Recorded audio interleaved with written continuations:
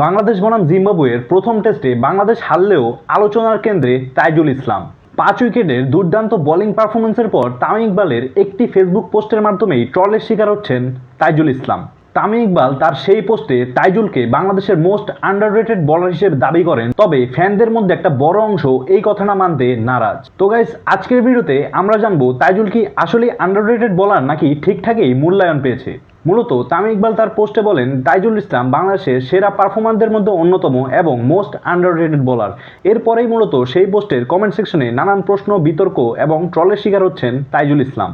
কেউ বলছেন তাইজুল ইসলাম শুধুমাত্র দুর্বল টিমের বিপক্ষেই ভালো খেলেন, কেউ কেউ বলছেন হয়তো আদার কান্ট্রিতে তার নামটা পর্যন্ত জানে না অনেকেই। আবার অনেকে কিন্তু এই কথাও বলতেছেন যে তাকে কিন্তু সাদা বলের ক্রিকেটে দেখাই যায় না। তবে এখন প্রশ্ন একটাই, তাইজুল ইসলাম কি আসলেই আন্ডাররেটেড প্লেয়ার নাকি তাকে যথার্থই মূল্যায়ন করা হয়েছে? তো গাইস, চলেন দেখে নেই তাইজুলের টেস্ট পরিসংখ্যান কি কথা বলে। তাইজুল ইসলাম এখন পর্যন্ত মোট 48টি টেস্ট ম্যাচ খেলেন এবং এই 48টি টেস্ট ম্যাচে তিনি মোট উইকেট নেন 208টি। এবং তাইজুল ইসলামের অভিষেক হয় 2014 সালে বনাম ওয়েস্ট ইন্ডিজ। তিনি এখন পর্যন্ত মোট 5 উইকেট নেন 12 বার এবং 10 উইকেট নেন একবার।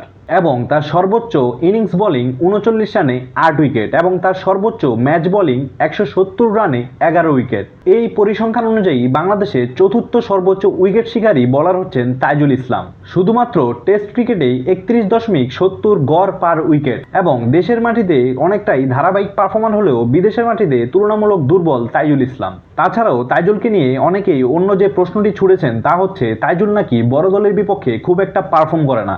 তো গাইস, চলেন দেখে আসি বড় দলের বিপক্ষে কেমন ছিল তাইজুলের পারফর্ম। তাইজুল ইসলাম এখন পর্যন্ত ভারতের বিপক্ষে মোট 4টা ম্যাচ খেলেন এবং এই 4 ম্যাচে তিনি 5টা উইকেট নেন। তার গড় থাকে 95। ভারতের স্পিন সহায়ক পিচেও কিন্তু তাইজুলের পারফরমেন্স ছিল তুলনামূলক অনেকটাই দুর্বল। এবং অস্ট্রেলিয়ার বিপক্ষে 2 ম্যাচে 8 উইকেট শিকার করেন এবং তার গড় থাকে 31.87 এবং তার সেরা বোলিং ফিগার ছিল 127 রানে 5 উইকেট। এবং তিনি কিন্তু অস্ট্রেলিয়ার বিপক্ষে ম্যাচগুলো খেলেন ঘরের মাঠে, এই ক্ষেত্রে তিনি একটা অ্যাডভান্টেজ পান, তা কিন্তু মানতেই হয়।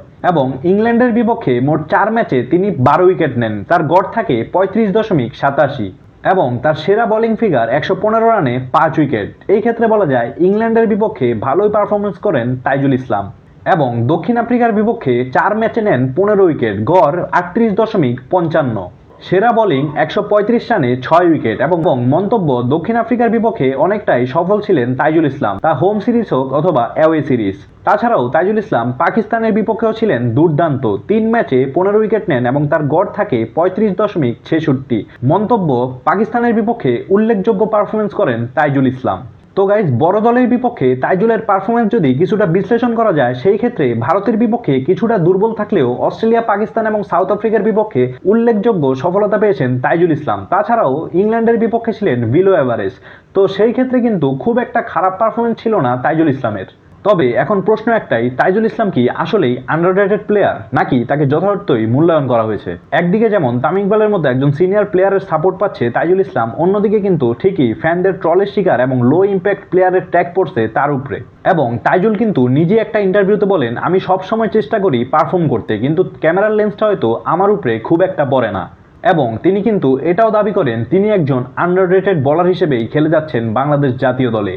এখানেই প্রশ্ন, একজন প্লেয়ার যখন লো প্রোফাইল থেকে বাংলাদেশ জাতীয় দলের হয়ে দীর্ঘদিন ধরে পারফর্ম করে, এটাই কি প্রমাণ নয় তার আন্ডাররেটেড হওয়ার? আমার দৃষ্টিতে তাইজুল একজন বাংলাদেশের জন্য গুরুত্বপূর্ণ টেস্ট ক্রিকেটার। হয়তো তার এই কথাটা সত্যি, তিনি খুব একটা হাইলাইট হননি কখনো, কিন্তু তিনি যে একজন গুরুত্বপূর্ণ টেস্ট ক্রিকেটার বাংলাদেশের জন্য, তা কিন্তু যারা নিয়মিত খেলা দেখে তারা অনেকটাই অনুভব করতে পারে। বাংলাদেশ জাতীয় দলে বর্তমানে টেস্ট ক্রিকেটে তিনিই কিন্তু স্পিনের জন্য বাংলাদেশের সবচেয়ে গুরুত্বপূর্ণ ভরসা হিসেবে কাজ করছেন।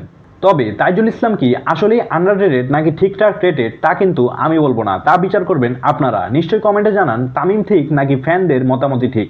তো গাইজ, দেখা হবে পরবর্তী ভিডিওতে। তো গাইজ, যারা নতুন তারা নিশ্চয়ই আমাদের চ্যানেলটি সাবস্ক্রাইব করে দিবেন।